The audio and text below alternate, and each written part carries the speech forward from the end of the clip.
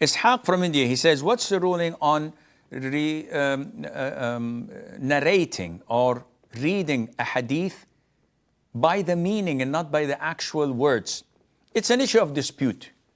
Some scholars say that this is not permissible, because in the hadith of Al-Bara ibn Azib, may Allah be pleased with him, when he was taught by the Prophet ﷺ the dua to say before going to bed, after making wudu and sleeping on your right side, the Prophet told him ﷺ to say at the end, آمنت بكتابك الذي أنزلت وبنبيك الذي أرسلت. I believe in the book you have revealed and in your prophet you had sent. Now, prophet, sent.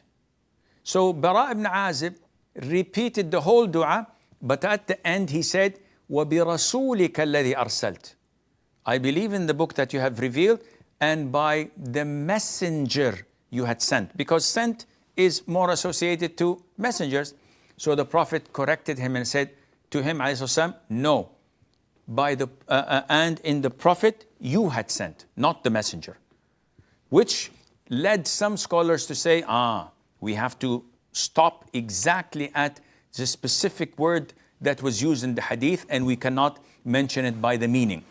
But the vast majority of scholars say that it is permissible for someone who knows the meaning of the hadith truly. So if I know the hadith truly and understand it and rephrase it or translate it into English, that would be fine, inshallah, because I have knowledge and I'm conveying what was the intention of the Prophet ﷺ.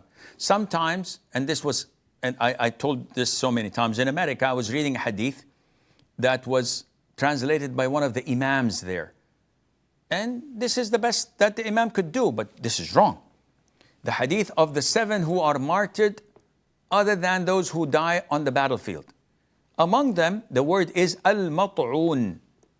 Al-mat'un can mean the one who was stabbed with a knife, but also it means, and this is what the hadith is referring to, the one who dies with the plague.